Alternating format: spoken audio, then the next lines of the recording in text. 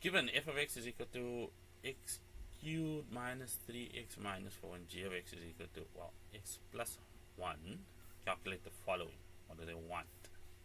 Well, if f of x times g of x is undefined. What does this all mean? Well, undefined means you are tending towards infinity, and for that to be true, your denominator must equal 0, because what do we say? Division by 0 is illegal. It is, in fact, undefined. So for this to be true, f of x times g of x needs to equal 0. Well, and we have f of x and g of x defined. There we go. So x squared minus 3x minus 4 multiplied by x plus 1, that needs to equal 0. Well, now the temptation might be to multiply this out. Do not do that. They wanted x values. Calculate the following. X, if that is true.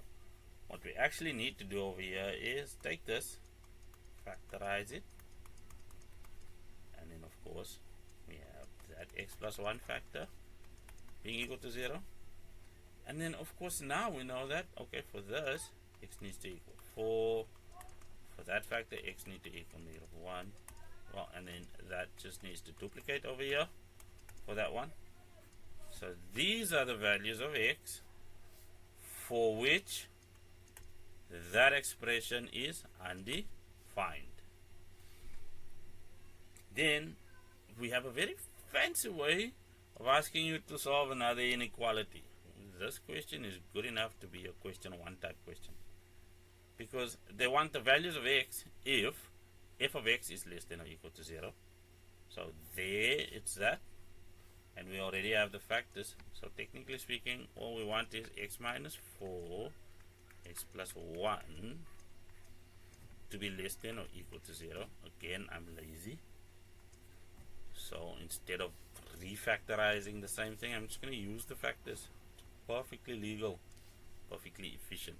So the critical values I also have, those are just x equal to 4 and x equal to -1.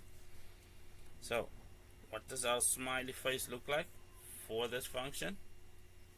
Well, that will be -1, that will be 4, that's less than, this is where greater than is prevalent. What are we looking for? Less than or equal to? So it's this area over here. So our x is greater than or equal to -1, and then less than or equal to